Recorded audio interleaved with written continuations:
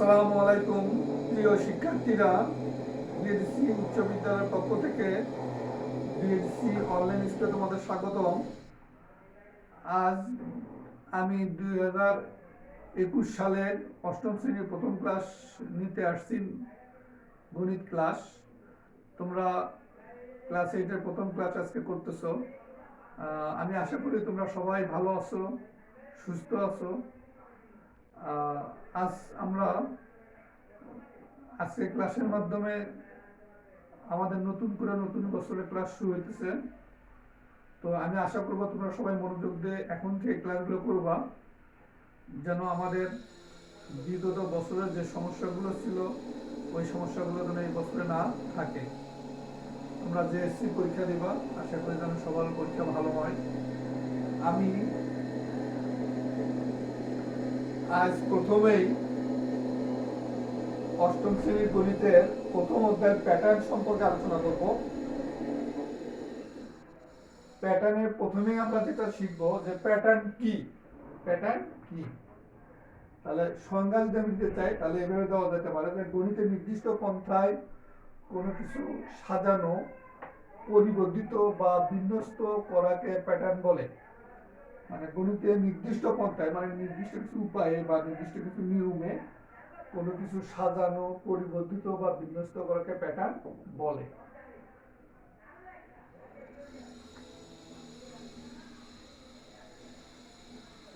যেমন কি হতে পারে, ছোট পোলাপানেরা কি হয়, যখন শিশুরা বিভিন্ন কালারের বল পায় সামনে, তাদেরকে যদি নির্দিষ্ট কালারগুলো আলাদা করতে বলা হয় তাহলে দেখা যাচ্ছে কি, তারা যদি লাল কালারের বল থাকে তারা সেগুলো একদিকে রাখলো, যদি নীল কালারের বল থাকে সেগুলো অন্যদিকে রাখলো।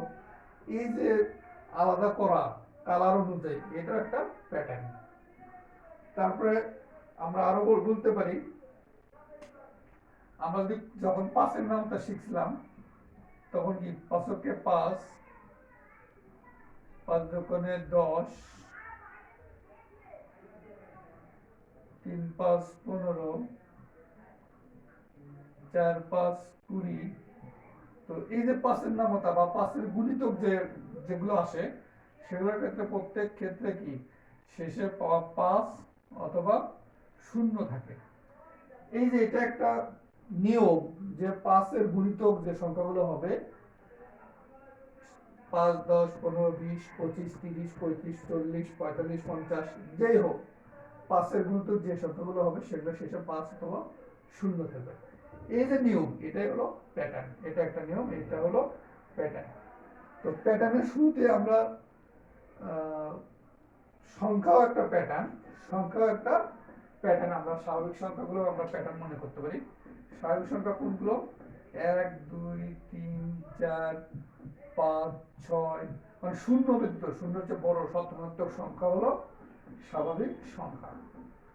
শূন্য ব্যতীত, শূন্য হচ্ছে সবচেয়ে বড়, শূন্য হচ্ছে বড় সংখ্যাগুলো হলো স্বাভাবিক সংখ্যা। স্বাভাবিক সংখ্যার ভিতরে আমরা বিজোড় সংখ্যা বের করতে পারি। যে বিজোড় সংখ্যার প্যাটার্ন কোনগুলো হতে পারে দেখো, 1 3 5 7 9, এভাবে চলতে পারে। তারপরে জোড় সংখ্যার প্যাটার্ন হতে পারে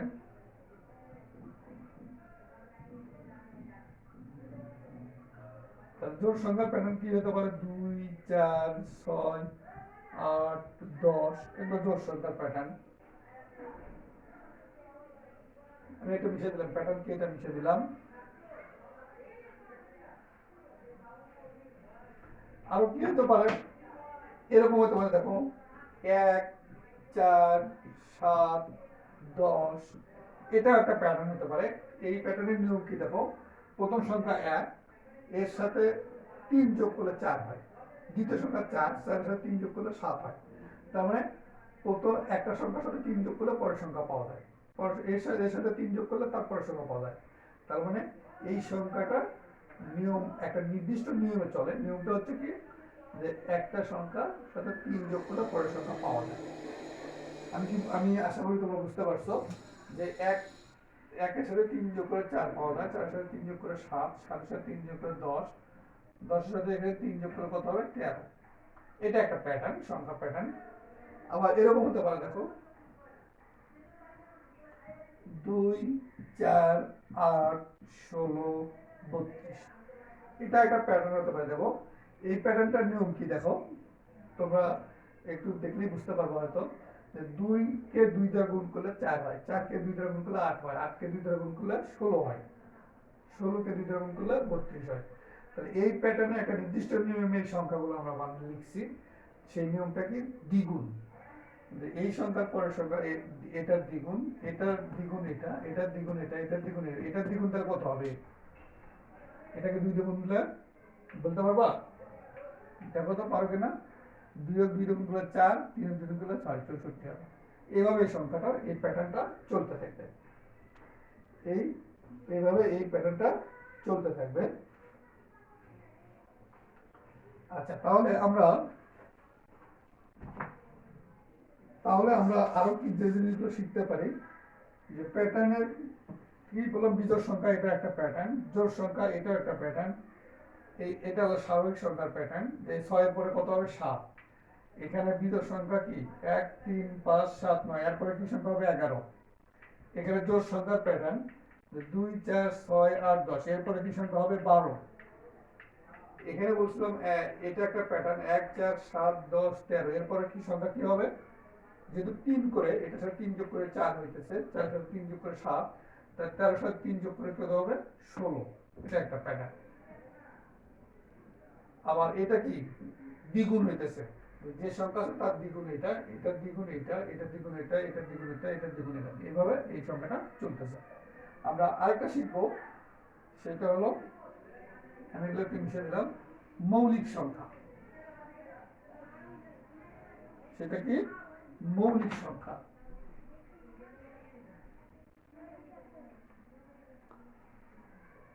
আরেকটা শিখবো আমরা হলো মৌলিক সংখ্যা।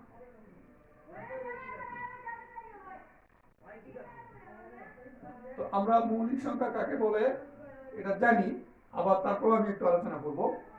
মৌলিক সংখ্যার জন্য যেটা দরকার, যে প্রথমে আমরা যেটা শিখবো হলো গুণিত,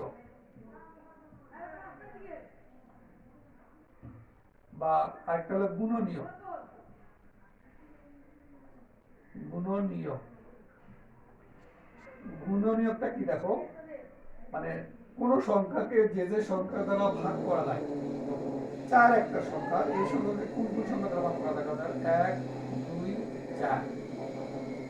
6 একটা সংখ্যা, এই সংখ্যাকে কি দিয়ে ভাগ করা? 1 দ্বারা ভাগ করা যায়, 2 দ্বারা ভাগ করা যায়, 3 দ্বারা ভাগ করা যায়, 6 দ্বারা ভাগ করা যায়। তাহলে গুণনীয়। আরেকটা দেখো, যেমন 3 একটা সংখ্যা, 3 কে 1 আর 3 দিয়ে ভাগ করা যায়। 5 একটা সংখ্যা, 5 কে 1 আর 5 দিয়ে ভাগ করা যায়। কিন্তু 6 কে কি হচ্ছে, দেখো 1 2 3 6, এই সবগুলো সংখ্যা দ্বারা ভাগ করা যায়। তাহলে মৌলিক সংখ্যার সংজ্ঞা আসবে একের চেয়ে বড়, একের চেয়ে বড়,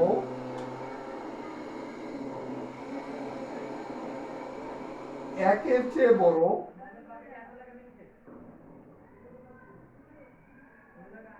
যে সংখ্যাগুলো আছে, যে সংখ্যাকে 1 এবং ওই সংখ্যা ব্যতীত অন্য কোনো সংখ্যা দ্বারা ভাগ করা যায় না। যে সংখ্যাকে, যেমন আরেকটা আমি 2 এর যদি দেখি, দেখো 2 কে কি কি দ্বারা ভাগ করা যায়? 1 আর 2। তাহলে যে সংখ্যাকে 1 এবং ওই সংখ্যা ব্যতীত, 2 এর ক্ষেত্রে 1 এবং 2, 5 এর ক্ষেত্রে 1 এবং 5, 3 এর ক্ষেত্রে 1 এবং 3। তাহলে আমরা কি কি পেলাম? 2 3 5। যে সংখ্যাকে, দেখো মৌলিক সংখ্যার সংজ্ঞা কি হবে, যে সংখ্যাকে 1 এবং ওই সংখ্যা ছাড়া অন্য কোনো সংখ্যা দ্বারা ভাগ করা যায় না, সেটা হলো মৌলিক সংখ্যা। আমি 2 পেলাম, 1 আর 2, এই দুটাতে এই 2 কে ভাগ করা যায়। 3টাই দেখো 1 এবং 3, এই দুটাতে এই সংখ্যাটা ভাগ করা যায়। 4 দেখো 1 দিয়েও ভাগ করা যায়, 2 দিয়েও ভাগ করা যায়, 4 দিয়েও ভাগ করা যায়। তাহলে 4 কি মৌলিক হবে?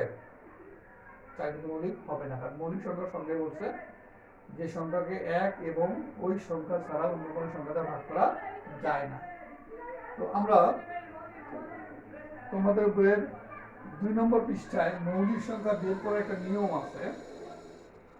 মৌলিক সংখ্যা বের করার একটা নিয়ম আছে, সেই নিয়মটা হচ্ছে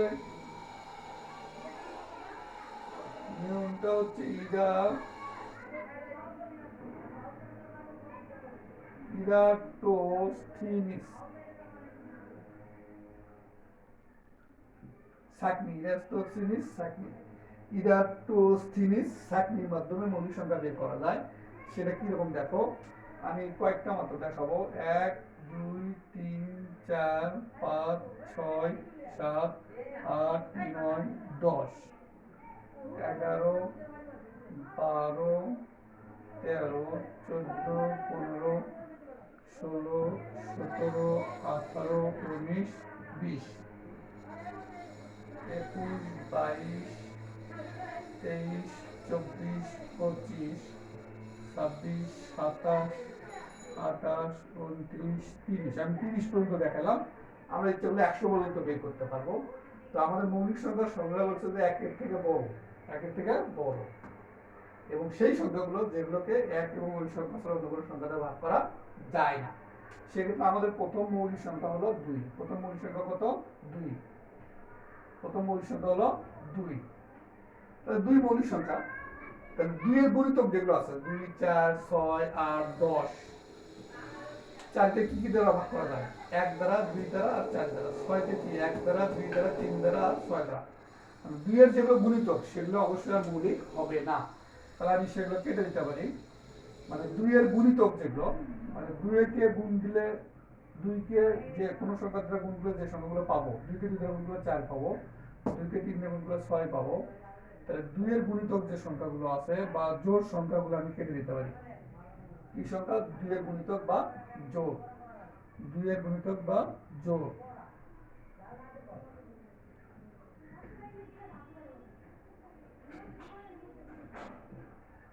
মানে এই সংখ্যাগুলো মৌলিক না, কারণ এগুলো হলো 2 এর গুণিতক।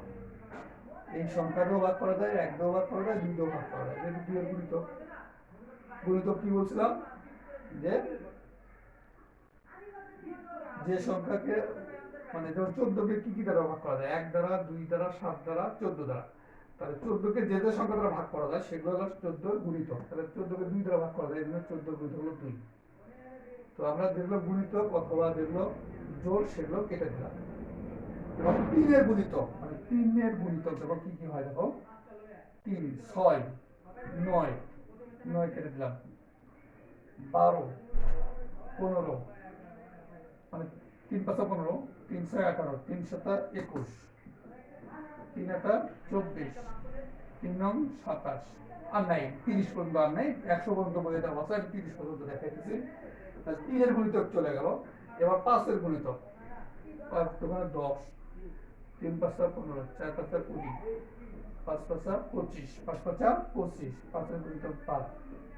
তাহলে কি হবে? 5 30, 5 7 35, 5 8 40, এভাবে 100 পর্যন্ত যাবে। হ্যাঁ, এবার 7 এর গুণিতক দেখো, 7 কে 7, 7 দোকানে 14,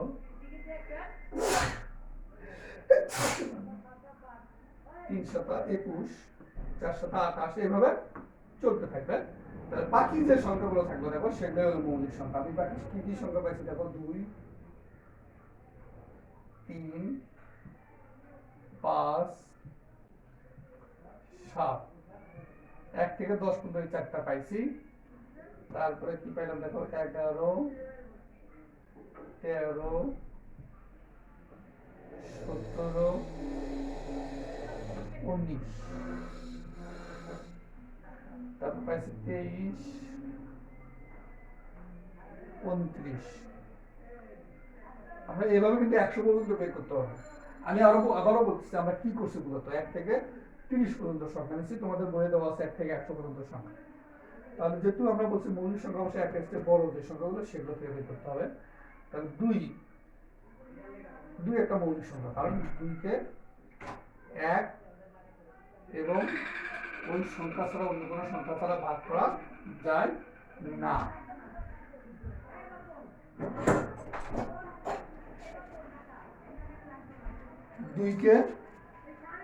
দুইকে 1 এবং ওই সংখ্যা ছাড়া, মানে 2 ছাড়া অন্য কোনো সংখ্যা দ্বারা ভাগ করা যায় না।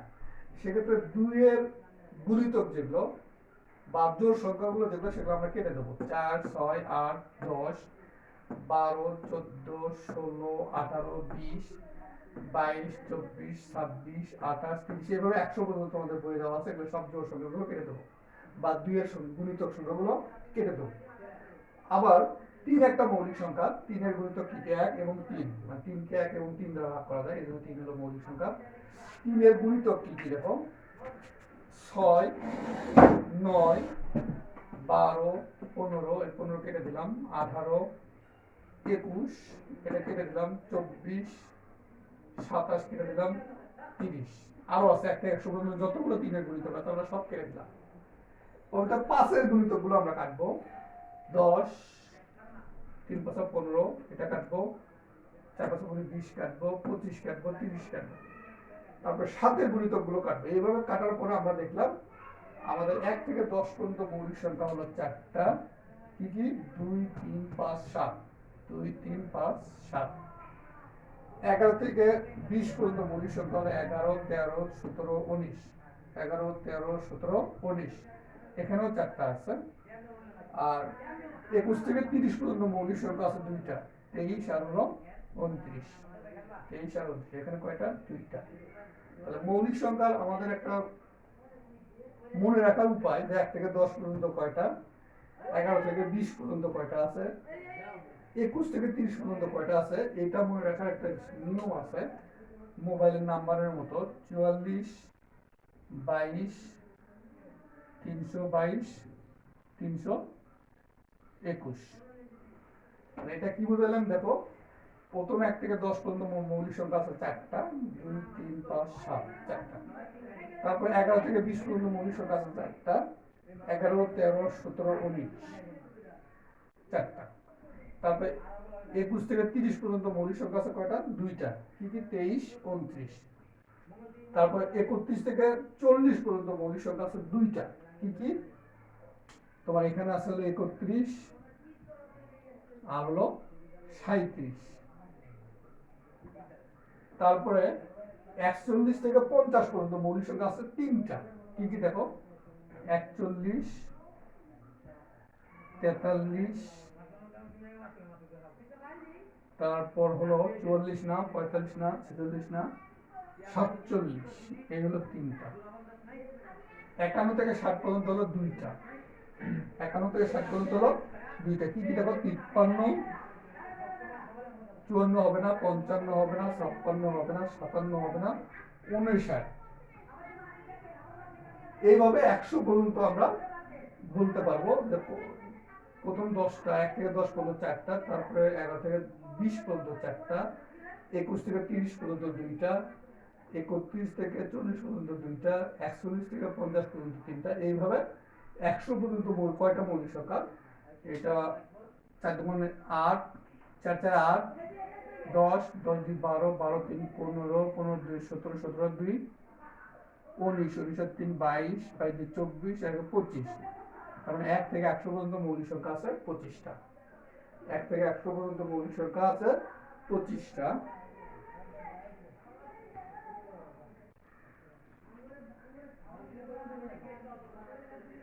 1 থেকে 100 পর্যন্ত মৌলিক সংখ্যা আছে 25টা। এবার আমরা একটু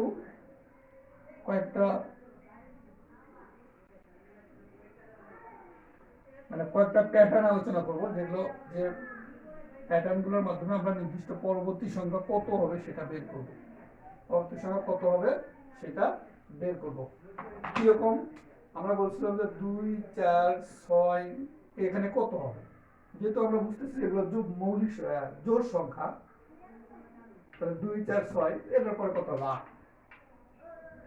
যদি বিজোড় হয় তাহলে কি এরকম 1 3 5 7, এরপর কত হবে? 9, তারপর কত হবে? 11। আবার যদি এরকম হয় 2 3 5 7 11, এগুলো কি দেখে কি বোঝাচ্ছে দেখো? 2 3 এটাও মৌলিক সংখ্যা, এটাও মৌলিক সংখ্যা, এটাও মৌলিক সংখ্যা, এটাও মৌলিক সংখ্যা, এবং পরপর মৌলিক সংখ্যা। তাহলে 11 এর পরে মৌলিক সংখ্যা কত আছে? 13। তাহলে আমাদের যদি এখানে শূন্যস্থান থাকে তাহলে শূন্যস্থানে কি হবে? 13।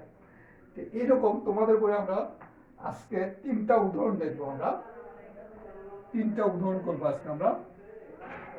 প্রথম উদাহরণ 1, উদাহরণ 1 কি আছে দেখো, উদাহরণ 1 বলছে পরবর্তী দুটি সংখ্যা নির্ণয় করো। কি কি দেওয়া আছে আমাদের সংখ্যা? 3, 10, 17, 24, 31। তাহলে আমাদের পরের দুইটা সংখ্যা বের করতে বলছে। তাহলে প্রথমে আমরা দেখব যে এই সংখ্যাগুলো আসলে কিভাবে বৃদ্ধি পাইছে, মানে এই সংখ্যাগুলোর মধ্যে কি বৈশিষ্ট্য আছে। দেখো 3 থেকে 10, 10 থেকে 3 বাদ দিলে 7, তার মানে 3 এর পরে যে 10 হয়েছে এখানে বেশি বৃদ্ধি পেয়েছে কত? 7। 10 থেকে 17 এখানেও কত? 7। 17 থেকে 24 এখানে কত? 7। 24 থেকে 31 এখানে কত? 7। তার মানে আমি যেটা বলছি যে বলতে চাচ্ছিলাম এই দুটোর মধ্যে পার্থক্য হলো 7, তারপরে 3 এর সাথে 7 যোগ করলে 10 হয়। এই দুটোর পার্থক্য হলো 7, তারপরে 10 এর সাথে 7 যোগ করলে 17 হয়। 17 এর সাথে 7 যোগ করলে 24 হয়। 24 এর 7 যোগ করলে 31 হয়। এতক্ষণ তোমরা হয়তো বুঝতে পারছো পরের সংখ্যাটাও এখানেও কত হবে? 31 এর 7 যোগ হবে, তার মানে কত? 38। এবং এর পরের সংখ্যাও কি হবে? 38 এর 7 যোগ করলে কত হবে? 45। তার মানে আমরা পরের দুটো সংখ্যা পেয়ে গেছি। এই পার্থক্যগুলো কত? একই রকম। পার্থক্য কত? একই রকম, 7। তাহলে এইরকম অঙ্ক যেগুলো পার্থক্য সমান, তোমাদের পরের সংখ্যাগুলো বের করতে বললে কি করবা? জাস্ট 7 যোগ করে দিবা, বা পার্থক্য যেটা হবে সেটা যোগ করে দিবা। তাহলে আমরা আরেকটা অঙ্ক করবো, উদাহরণ 2। এটা আবার কিরকম দেখো, 1, 4, 9, 16, 25। এটার পরবর্তী সংখ্যা কত সেটা বের করতে বলছে, যে এর পরের সংখ্যাটা কত হবে। দেখো 1 আর 4 এর পার্থক্য কত? দেখো 4 থেকে 1 বাদ দিলে 3, মানে দুইটার পার্থক্য হলো 3।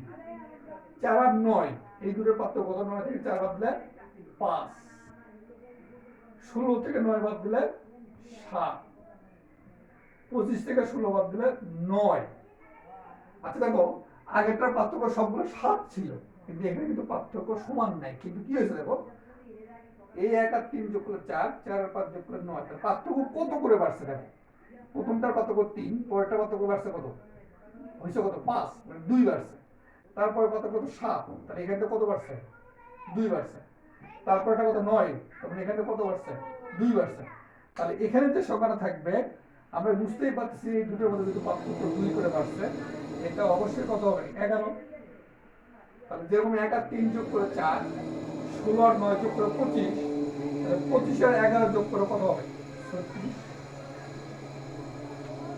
1 আর 3 যোগ করলে 4, 4 আর 5 যোগ করলে 9। তাহলে আমরা যদি দেখলাম যে পার্থক্য 2 করে বাড়তেছে, সর্বশেষ সংখ্যা 9 ছিল, তাহলে এই পরের পার্থক্য কত হবে? 11। তাহলে 25 সাথে 11 যোগ করলে 36। এবার আমার লাস্টে আরেকটা উদাহরণ, এটা করলে আমাদের আজকের দিনের মতো আমরা শেষ করবো। 3 নম্বর উদাহরণটা দেখো, তাহলে এটা উদাহরণ 3, এটা উদাহরণ, হ্যাঁ। তাহলে 3 নম্বর উদাহরণটা কি বলছে দেখো, 1, 5, 6, 11, 17, 28। এটা দেখি আমরা কি মানে কি বলছে এটা দেখো। 1 আর 5 পার্থক্য কত? 5 থেকে 1 বাদ দিলে 4। 5 আর 6 এটা কত? 1, পার্থক্য 1। 6 আর 11 পার্থক্য কত? 5। 11 17 পার্থক্য কত? 6। দেখো এখানে পার্থক্য কি কোনো মিল আছে? নাই। পার্থক্য না সমান না মিল আছে যে একটার সাথে একটা কোনো কম বেশি এরকমও না। এটা 4, এটা আবার 1, এটা আবার 5, এটা আবার 6। পার্থক্য মিল নেই। তাহলে আমরা কি মিল খুঁজে পাই দেখো, এই 1 আর 5 যোগ করলে কত হয়? 6। তাহলে প্রথম দুইটা সংখ্যা যোগ করলে পরের সংখ্যা হইতেছে দেখো। আবার 5 আর 6 যোগ করলে কত হয় দেখো? 11। 5 আর 6 যোগ করলে 11। 6 আর 11 যোগ করলে 17। 11 আর 17 যোগ করলে 1 আর 7 যোগ করলে 8। 1 আর 1 যোগ করলে 2, 28 হচ্ছে। তাহলে পরের সংখ্যা কি হবে? আমরা কি করবো? এই দুটো যোগ করে দেবো। 28 আর 17 যোগ করে দেবো। 8, 7, 15, 5, 7 থেকে 1, 2 রেখে 3, 3 রেখে 4। তাহলে পরের সংখ্যা কত হবে? 45। তাহলে আমরা এখানে যে 3টা অঙ্ক করলাম, 3টা অঙ্ক 3 রকমের। প্রথমটা ক্ষেত্রে সবগুলো পার্থক্য সমান ছিল, পরেরটার ক্ষেত্রে পার্থক্য বাড়ছে, বৃদ্ধি পাইছে। তারপরেরটার ক্ষেত্রে প্রথম দুটা যোগ করে পরেরটা, তারপর এই দুটো যোগ করে পরেরটা, এইভাবে আমরা করছি। তো শিক্ষার্থীরা আর এ পর্যন্তই। তোমরা ভালো থাকো। আসসালামু আলাইকুম।